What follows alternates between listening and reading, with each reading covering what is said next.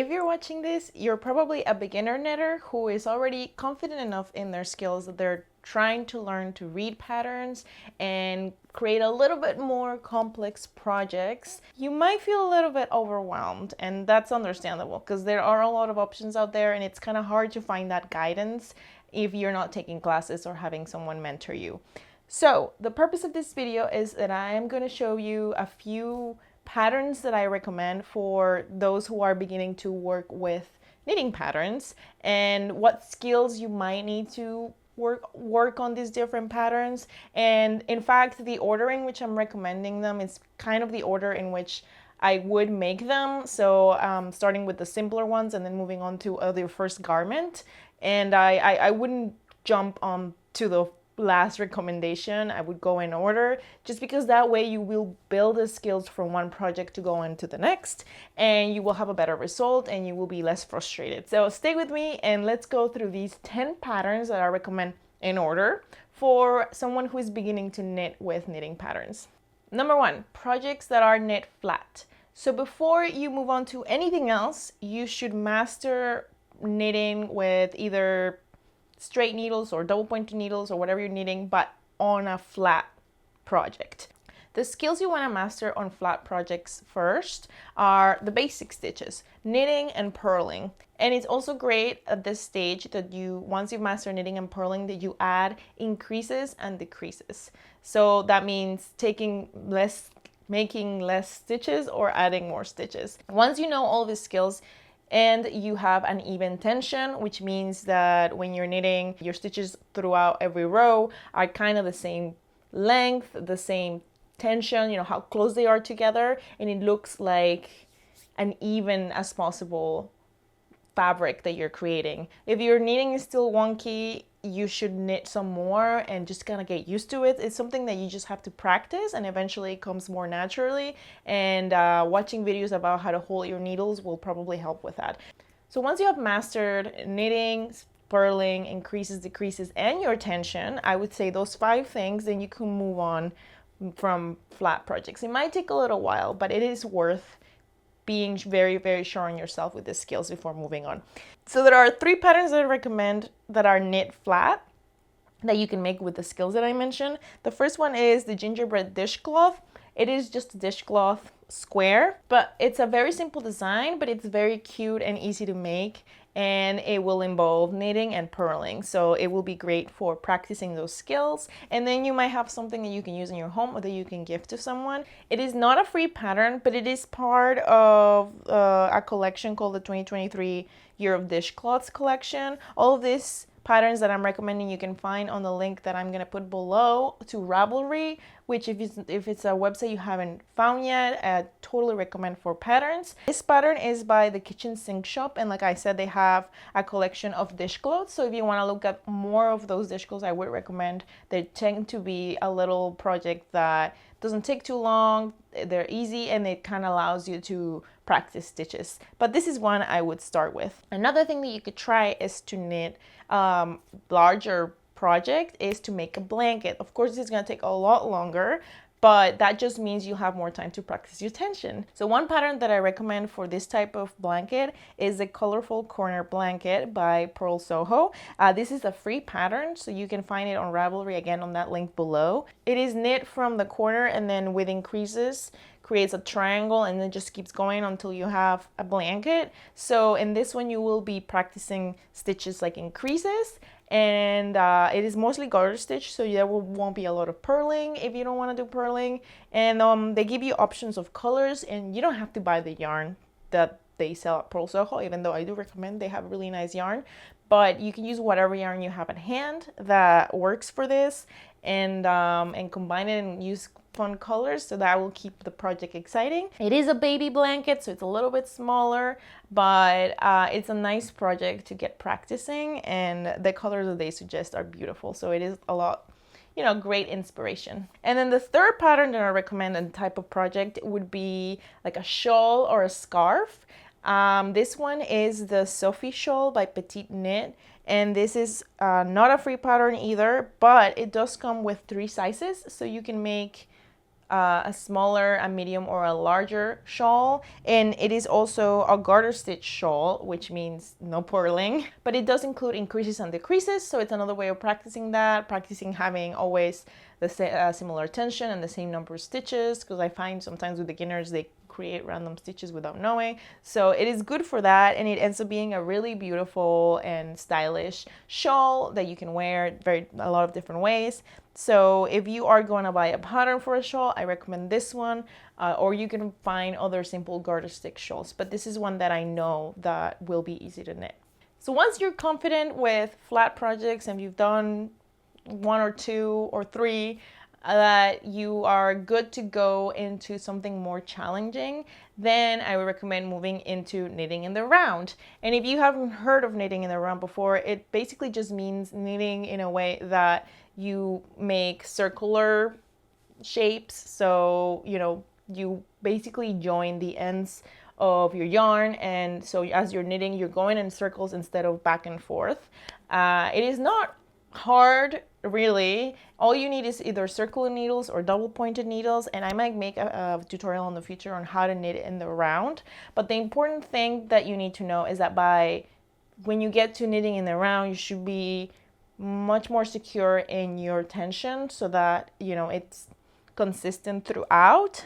If you don't know where to start, I recommend that you look at a tutorial for knitting in the round with circular needles, and specifically the magic loop technique, because that will make it so that you can knit basically anything with the circular needles that you have. So look that up. I will probably make a tutorial. At the moment I don't have one, but once I do, I will update this video and add the link below to my own tutorial.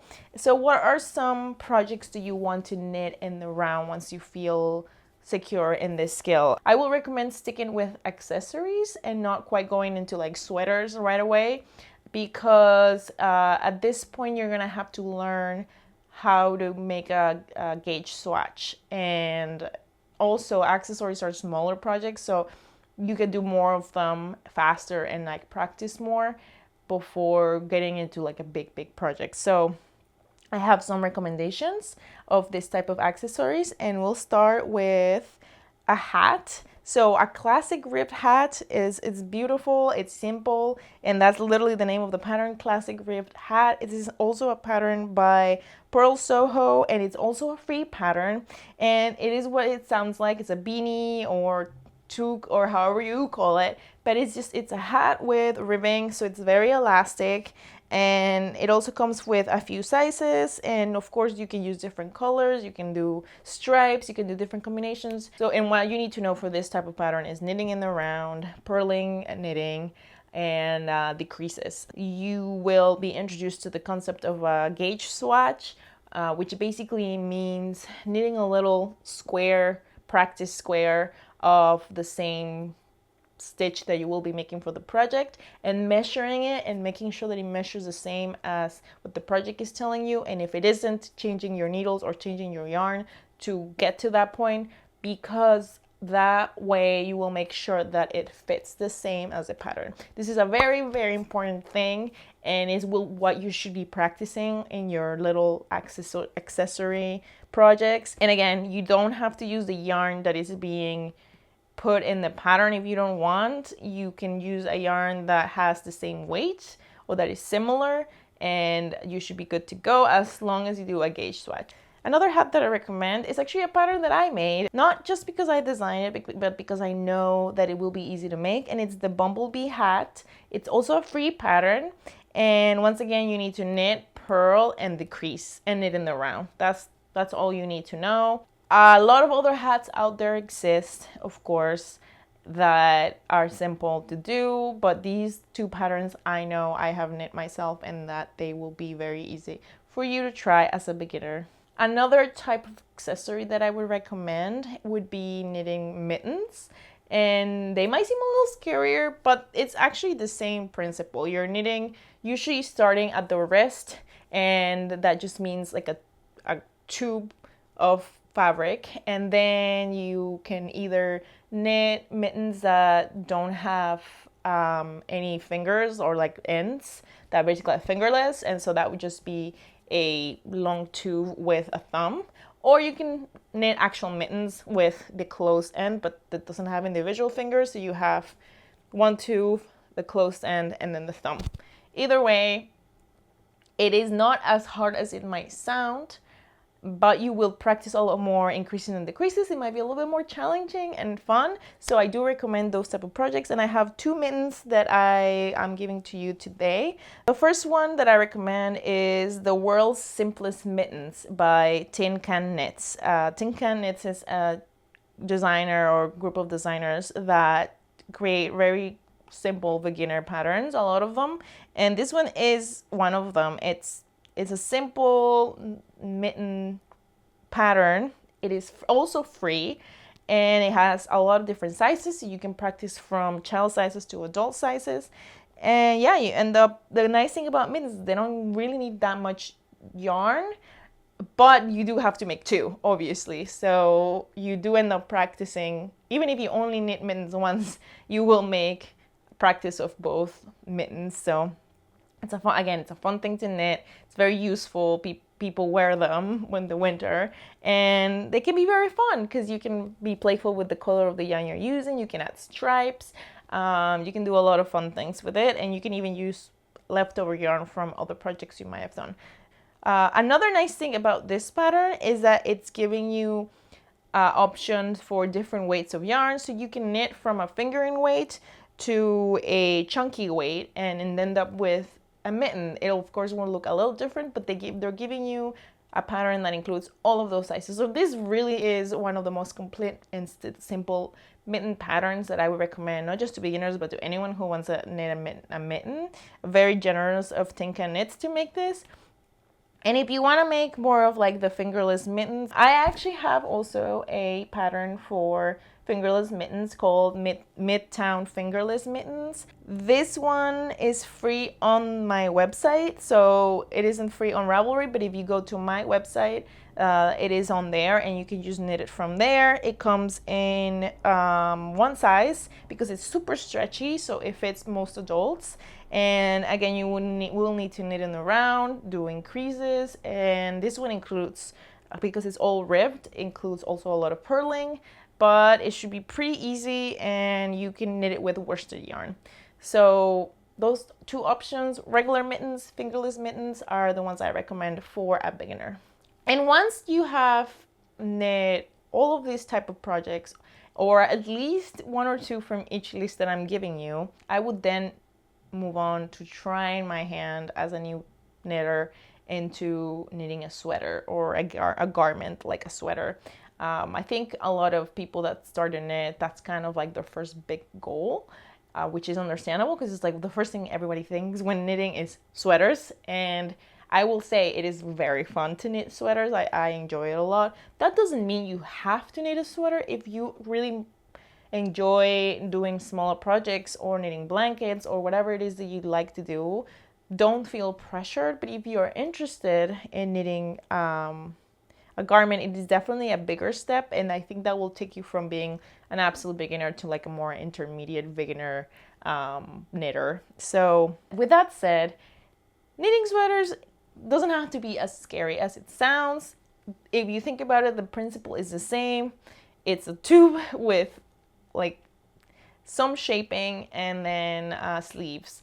So think about it that way. And of course, I'm going to recommend some sweater patterns that are easier to do, are better for the first sweater that you're doing. Try not to go for something very complicated for your first sweater. Try not to go for like cables or lace or color work or any crazy stuff yet, because you gotta, walk before you run.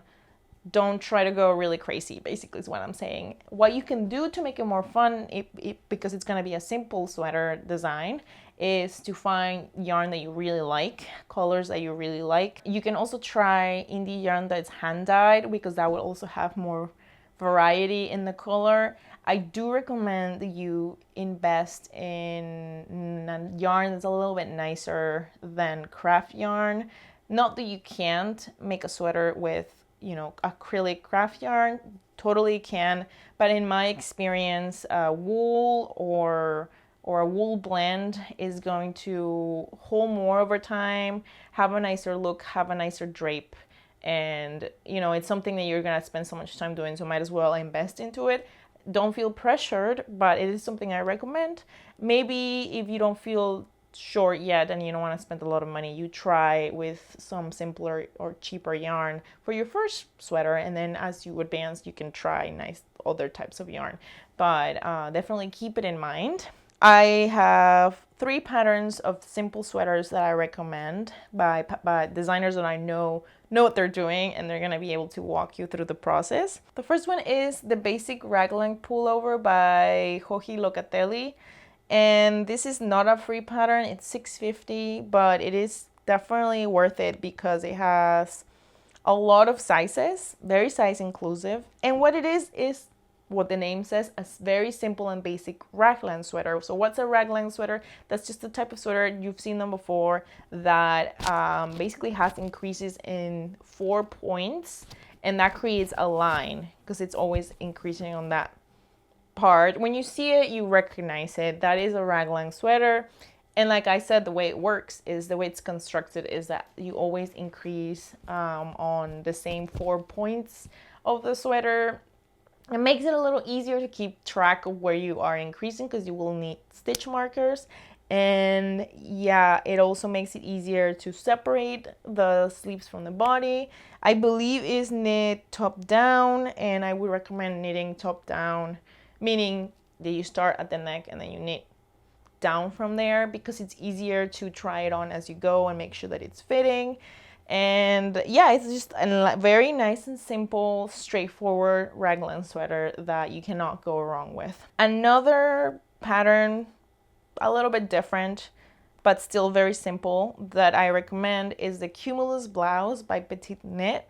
So this one is different. It has more of a V-neck. It's still a raglan sweater, so same thing. You're always increasing at the same point. And it's also top down. It's very chic, very fancy looking, but very simple as well. The only thing I will say is that this pattern recommends that you knit with 2 strands of different yarn together, and that is something that people do sometimes, to add 2 different types of yarn. But I would recommend, if you do knit this sweater, look at the projects and see what other people did. You don't necessarily have to knit it that way, as long as you make a gauge swatch and do an iron weight, which is what it's recommending with the 2 yarns held together. Another thing I like about Ravelry, if you haven't used it, is that when you look at a pattern, there is a tab that says projects, so you can see what other people that have used this project have done, and what yarn they've used, and what comments they have. So if you're a beginner, even though this pattern is very simple, I would not recommend to use mohair or knitting with 2 yarns held together just yet. But it is a really nice and simple pattern, so it shouldn't be hard to make. And then the third pattern that I recommend is called the Simple Sweater. It's also by Tinka Knits. And this one is not a raglan sweater. This is why I added this one. It looks very similar. It's like, again, like a simple pullover sweater that, with a crew neck. But it is not raglan. It is still knit in the round, still top down, but the increases are different. So if you want to try a different type of construction for a sweater, and a very simple one, and again, one that has sizes from kids to men, adult, that has a lot of options on how to use different weights of yarn, again, because they have worsted weight, DK weight, and sock or sport weight. So you can make the sweater with basically almost any yarn that you already have, as long as you have enough, and basically for any size that you want. So this is another very, very versatile pattern, and very, very beginner friendly. And even though it's simple and straightforward, you can have fun with adding stripes, adding different types of variegated color yarn.